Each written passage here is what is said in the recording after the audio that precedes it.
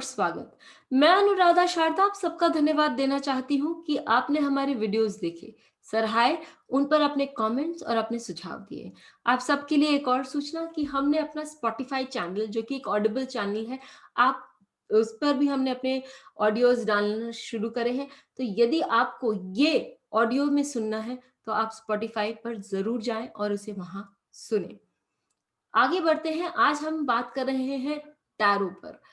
Tarot जो कि विश्व में बहुत उसका नाम माना गया है और भारत में भी ये उभरता हुआ एक अकल्ट साइंस माना गया है। टैरो में दो तरह के कार्ड्स होते हैं। टोटल में 78 कार्ड्स माने गए हैं। इसमें होते हैं जो नॉर्मल टैरो कार्ड्स हम लेते हैं उसमें। रीडर वाइड डेक में दो तरह के कार्ड्स, यानी कि एक आपका मेजर आर्कना और एक आपका माइनर आर्कना। मेजर आर्कना में 22 कार्ड्स होते हैं जिनके सबके अपने अपने एक्सप्रेशन होते हैं और वो जब आपके जीवन में आते हैं या आपके रीडिंग में आते हैं तो उनके जो एक्सप्रेशंस हैं, उनके जो मतलब है वो बहुत एक तरह से स्थायी है, फिक्स्ड है। माइनर आर्कना जहां पर चार अलग अलग एलिमेंट्स आते हैं और हर एलिमेंट में 14 कार्ड्स होते हैं, एक से लेके 10 तक। और फिर चार प्रिंटेड कार्ड्स, यानी कि एक प्रिंसेस या पेज हम उसे बोल सकते हैं, नाइट, क्वीन और किंग। ये चार जो है फेस कार्ड्स इन्हें बोला जाता है, ये कार्ड्स होते हैं और इन सभी के अपने मतलब होते हैं। फेस कार्ड्स के लिए बोला जाता है कि ये जो कार्ड्स होते हैं वो मेजर आर्कना और माइनर आर्कना के बीच में एक बांध जैसा काम करते हैं। तो ये बहुत ही सुंदर और भिन्न प्रकार की एक अकल्ट साइंस है जिसमें हमें बहुत कुछ मालूम पड़ता है। बात यह है कि आपको बहुत सारी किताबें मिल जाएंगी टैरो पर, जो कि ये बताएंगी कि हर कार्ड का मतलब क्या होता है। लेकिन जब आप दो या दो से अधिक कार्ड लगाएंगे तो उसका मतलब आप किस तरह से पढ़ेंगे, ये इस पर कहीं भी कार्ड्स नहीं अवेलेबल है। जबकि आप एस्ट्रोलॉजी में जाएं तो एस्ट्रोलॉजी में प्लैनेट्स पर, हाउसेस पर आपको बहुत कार्ड्स मिलेंगे और साथ ही कॉम्बिनेशंस पर भी बहुत सारा वर्क आपको अवेलेबल मिलेगा। आज इसमें हम एक छोटी सी एक चेष्टा कर रहे हैं कि देखें कि हम एलिमेंट्स, जब कार्ड्स एक साथ आते हैं तो एलिमेंट्स के द्वारा किस प्रकार से पढ़ सकते हैं या जान सकते हैं कि ये कार्ड्स हमें क्या बता रहे हैं एक साथ एलिमेंट्स को साथ साथ रखकर।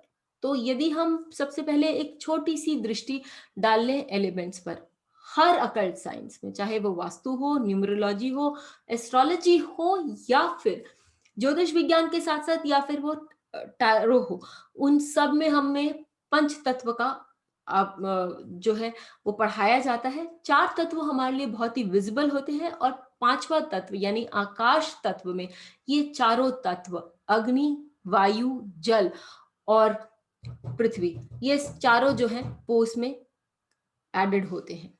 अब हम तत्वों के बारे में बात करते हैं। जब हम ये अग्नि तत्व के बारे में बात करते हैं तो हमें सीधा सीधा मालूम पड़ता है कि भैया ये पर्सन जो है, ये आदमी जो है वो एक्शन, ये महिला या आदमी जो भी है वो एक्शन ओरिएंटेड होंगे और वो उनमें निडरता होगी। किसी भी काम को करने के लिए उनमें कभी भी वो नकारात्मक भाव नहीं होगा।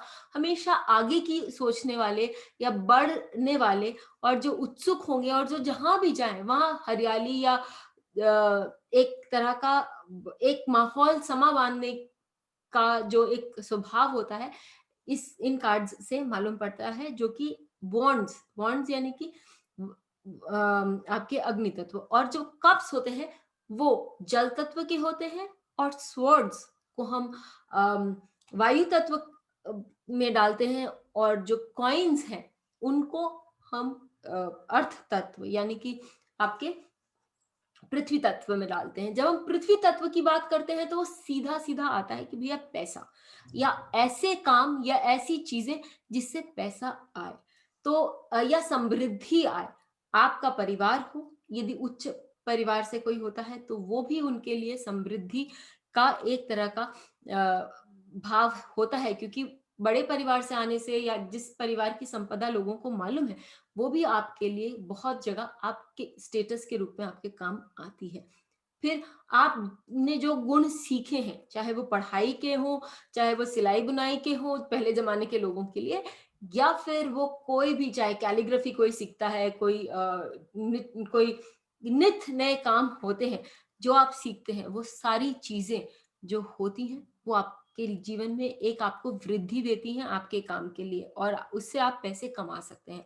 तो वो सारी चीजें जिसको इंग्लिश में एक शब्द में स्किल सेट बोलते हैं, वो सारी चीजें अर्थ तत्व के साथ यानी कि पृथ्वी तत्व के साथ जुड़ती हैं और उसके बारे में बताती हैं।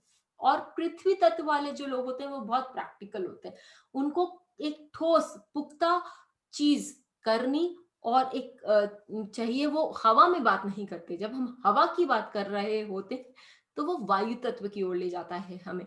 वायु तत्व यानी कि स्वॉर्ड्स, स्वॉर्ड्स या तलवार जो हम बोलते हैं, वो आपके मेंटल एजिलिटी को बताता है कि आप मानसिक रूप से कितने स्थायी हैं, कहाँ है आपको मानसिक रूप से कहाँ आघात पहुंच सकता है, या अपने आप को कहाँ तक आप आगे बढ़ा सकते हैं और अपनी मेंटालिटी को कितना आप स्ट्रॉन्ग बना सकते हैं, आपके अंदर कितने आइडियाज का अर्जन होता है, डिस्कवरीज जिसको बोलते हैं, किसी चीज को बाहर खुलासे में लाना, या इन्वेंशंस किसी चीज का इजाद करना, इसमें अंतर होता है। जब हम डिस्कवरीज के बारे में बात कर रहे होते हैं तो हम उसको कहीं से किसी सतह से ऊपर ला रहे होते हैं। तो वो जल तत्व के अंतर्गत भी आ सकता है या पृथ्वी तत्व के अंतर्गत भी आ सकता है, उसको हम नीचे से कहीं से निकाल रहे होते हैं। लेकिन जब हम इन्वेंशंस की बात कर रहे होते हैं, नए किसी चीज के इजाद की बात कर रहे होते हैं, तो वो स्पेसिफिकली आपके वायु तत्व में आता है। और यदि हम इसको जोड़ना चाहें एस्ट्रोलॉजी में, तो हम एकादश भाव यानी कि जो वायु तत्व का भाव है कुंभ की जो राशि है उसके साथ भी हम जोड़ सकते हैं। आपकी इन्वेंशंस, आपकी बोली, आप किस तरह से लोगों से बात करते हैं, किस तरह से लोगों से जुड़ते हैं या किस तरह से लोगों को जोड़ते हैं, और आप में लोगों को परखने की जो क्षमता है, किस तरह से आप उनकी मानसिकता को समझ सकते हैं, ये सारी चीजें जो है वो वायु तत्व के अंतर्गत आती हैं। और फिर जब हम फाइनली जल तत्व की बात कर रहे होते हैं तो सबसे पहले हमें आंसू या पानी की बात समझ आती है। पानी या जल जो होता है वो अपने अंदर हर चीज को संजो के रख लेता है। कुछ भी आप उसमें डालिए वो बहुत दिन तक उसमें पड़ा रह सकता है बिना खराब हुए। तो संजोने की जो आदत है, चाहे वो इमोशंस हो, हम जानते हैं कि हम अपने अंदर पता नहीं कब कब के इमोशंस संजो के रखते हैं, किसके साथ कोई बैर हुआ या किसके साथ कुछ अच्छी बातें हुई, वो हमारे याददाश्त में हमेशा रह जाती हैं। तो वो जल तत्व होता है। जल तत्व में इमोशंस जो होते हैं वो बहुत स्ट्रॉन्गली दिखाई देते हैं, और जल में तर्पण भी किया जाता है यानी कुछ छोड़ा भी जाता है। तो जल तत्व आपको लेटिंग गो की भावना भी सिखाता है। और फाइनली हम जानते हैं कि जीवन जो है वो जल से शुरू होता है और जल में ही समाप्त होता है। ये सारी चीजें एक बार जब हमने तत्वों के बारे में जान ली, अब टैरो कार्ड में हमें ये भी मालूम करना होता है, जैसे मैंने आप लोगों को बताया कि जब आपके सामने एक कार्ड है तो आप उसको आराम से पढ़ सकते हैं और बोल सकते हैं कि हाँ इसका ये रिजल्ट आएगा। लेकिन जब एक से अधिक कार्ड्स हों तो उनको किस तरह से एलिमेंटली बहुत ढंग से हम पढ़ सकते हैं टैरो कार्ड्स को। हम उसके नंबर से पढ़ सकते हैं, हम उनके ये फेस कार्ड्स हैं या वो मेजर आर्कना कार्ड्स हैं, बहुत तरह तरह से हम लोग उन कार्ड्स को पढ़ सकते हैं। और कार्ड्स में क्या छवि आ रही है, क्या कॉमनैलिटीज है, इन सब से पढ़ सकते हैं। लेकिन हमारा आज का विषय तत्व है, तो क्या तत्व है उसको लेकर हम आगे बढ़ते हैं और देखते हैं कि ये हम किस तरह से पढ़ सकते हैं। तो यदि आपके पास दो कप्स, अब एक आगे बढ़ने से पहले एक छोटी सी बात और जान लें कि यदि आपके पास दो ऐसे आपके पास कार्ड्स आए जो कि दोनों ही पुरुष तत्व के हैं, जैसे मैंने आपको पहले भी बताया कि जो वायु तत्व है और अग्नि तत्व है वो पुरुष तत्व है, या वो आगे बढ़कर एक्शन ओरिएंटेड काम करते हैं, चाहे आप मेंटली काम करें चाहे आप फिजिकली काम करें।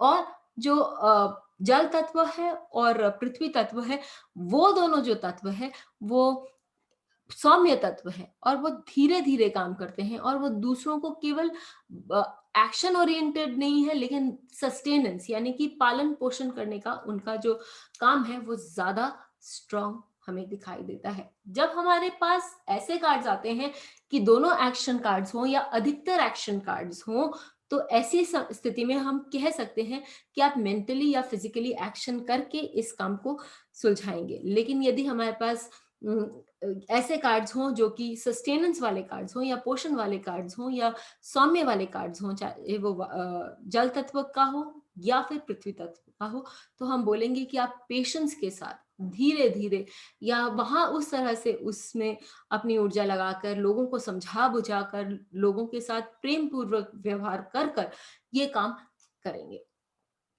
फिर जब यदि आपके पास दोनों कार्ड्स मिक्स्ड वैरायटीज के आए, तो ऐसे समय में हम बताते हैं कि आप एक्शन भी लेंगे और किस तरह से उसको आगे लेकर बढ़ाएंगे। तो आज हम जो देखेंगे कि वो एक मिक्स्ड वैरायटी कार्ड्स है, क्योंकि वो ज्यादा डिफिकल्ट होते हैं समझने में और उन पर बात करने में। अब चलते हैं, हमारे पास जो दो कार्ड्स हैं वो एक है टेन ऑफ स्वॉर्ड्स और एक है नाइन ऑफ पेंटिकल्स। जो टेन ऑफ स्वॉर्ड्स कार्ड्स होता है वो सबसे पहले एयर एलिमेंट है, क्योंकि हम एलिमेंट पर बात कर रहे हैं, ये वायु तत्व है। और नाइन ऑफ स्वॉर्ड्स जो है, वो नाइन ऑफ पेंटिकल्स जो है वो पृथ्वी तत्व है। टेन ऑफ स्वॉर्ड्स आपके लिए बहुत एनर्जेटिक है, लेकिन हम यदि जब उस कार्ड्स को यदि का विश्लेषण करेंगे तो हमें ये दिखाई देगा उस कार्ड में कि वो व्यक्ति जो है वो उससे बहुत आघात हुआ है to the point of suicide. So mentally वो व्यक्ति को इतना टॉर्चर मिला है कि वो कहीं ना कहीं अपने आप को एकदम हताश और मृत समान समझ रहा है। जबकि नाइन ऑफ पेंटिकल्स वो बताता है कि वो व्यक्ति ऐसा है कि वो जो लेडी है वो एकदम अकेली है, लेकिन वो अपने में तटस्थ है, अपने में बहुत ही सक्षम है और बहुत ही रॉयली अपनी जीवन को जी रही है। तो ये भी आपको, इससे हमें ये समझ में आएगा कि हो सकता है कि मेंटली आपको बहुत आघात प्राप्त हुआ हो और आप बहुत टॉर्चर्ड हो, लेकिन यदि आप बढ़ना चाहते हैं, क्योंकि एक सस्टेनेंस वाला जो कार्ड है वो नाइन ऑफ पेंटिकल्स है, आपको अपना आप को बढ़ाना है, अपना पोषण स्वयं करना है, क्योंकि यहाँ केवल एक ही व्यक्ति दिखाई देगा आपको। तो ऐसी स्थिति में आप ऊपर वाले का धन्यवाद करें, क्योंकि जो बाज होता है नाइन ऑफ पेंटिकल्स में वो ऊपर वाले की कृपा दृष्टि को बताता है, और आप ऊपर वाले को धन्यवाद देते हुए आगे बढ़ते जाएं, आपके लिए नित नए रास्ते खुलते जाएंगे। तो ये हमने देखा कि एक पेंटिकल्स वाला कार्ड और एक स्वॉर्ड्स वाला कार्ड आने से क्या दिखाई देता है। इसी तरह जब एक वॉन्ड वाला कार्ड हो और पेंटिकल्स वाला कार्ड हो तो क्या दिखाई देता है, उस पर भी हम एक नजर देख लेते हैं। यदि सिक्स ऑफ वॉन्ड्स जो होता है वो वापस फायर एलिमेंट है और आपको बता रहा है कि यहाँ आपकी विजय जो है वो निश्चित है। आपने कुछ किया जिसके कारण लोगों ने आपको बहुत सराहाया, आपके बहुत गुणगान किए, और उसके बाद आपको एक लाइफ में एक स्थिति प्राप्त हुई या एक ऐसी पोजीशन प्राप्त हुई जिसके कारण आपको बहुत सारा धन प्राप्त हुआ, क्योंकि पेंटिकल्स में धन, यानी यहाँ राजा बैठा हुआ है, किंग ऑफ पेंटिकल्स, तो वो आपको धन देता है। अब इन दोनों कार्ड्स में जब हम ऐड करते हैं तो हम ये बता सकते हैं कि आपने किसी की स्थिति में या किसी कंपटीशन में या कहीं पर भी आपने बहुत सारा धनार्जन किया, और परिवार का जो मुखिया है, क्योंकि ये राजा है तो ये परिवार का मुखिया है, पेंटिकल्स का मुखिया है ये, उन्होंने उस धन को बहुत अच्छी जगह इस तरह लगाया कि आपके धन में और इजाफा और वृद्धि हुई। और ऐसे व्यक्ति जो है वो आपको, परिवार को, धन को, सबको साथ लेकर चलने में सक्षम है। इसी जगह हम देखते हैं कि यदि सिक्स ऑफ पेंटिकल्स के साथ सिक्स ऑफ वॉन्ड्स के साथ फोर ऑफ पेंटिकल्स आ जाता है, एक जस्ट उदाहरण के तौर पर कि पेंटिकल्स के तो तीन दोनों ही कार्ड्स हैं, लेकिन उनमें परिभाषा कैसे बदल जाती है। फोर ऑफ पेंटिकल्स जो है वो बताता है कि ये व्यक्ति जो अपने पैसे के लिए बहुत पोजेसिव है और वो उसके बारे में सेफ गार्ड करना चाहता है। तो आपने पैसे कमाए, आपने नाम कमाया, लेकिन आपको मालूम है कि आप उस पैसे को किस तरह से संभाल के रखेंगे या उस पैसे को कहाँ इन्वेस्ट करेंगे जिसके कारण आपका पैसा जो है वो फालतू में व्यय नहीं होगा। तो टैरो कार्ड्स में जो एलिमेंट्स है वो बहुत इम्पोर्टेंट माने गए हैं। ऐसे तो एस्ट्रोलॉजी में भी एलिमेंट्स बहुत माने गए हैं इम्पोर्टेंट, और मैं जब अपना बेसिक कोर्स करती हूँ तो मैं अपने एलिमेंट्स के बारे में डेफिनेटली बात करती हूँ, क्योंकि उससे जो एक रिजल्ट आता है वो बहुत ही अलग आता है। इसलिए हर हर जॉनर में, हर अकल्ट साइंस में, चाहे वो वास्तु हो, चाहे वो टैरो हो या एस्ट्रोलॉजी हो, हर जगह एलिमेंट्स की अपनी एक व्याख्यान होती है और वो बहुत कुछ बताते हैं। हमें एलिमेंट्स पर ध्यान देना बहुत ज़रूरी है। आपको ये वीडियो कैसा लगा? हमें लिखकर कमेंट बॉक्स में ज़रूर बताएँ, और चैनल को सब्सक्राइब करना ना भूलें, लाइक, शेयर करना ना भूलें। फिर मिलेंगे, तब तक के लिए धन्यवाद।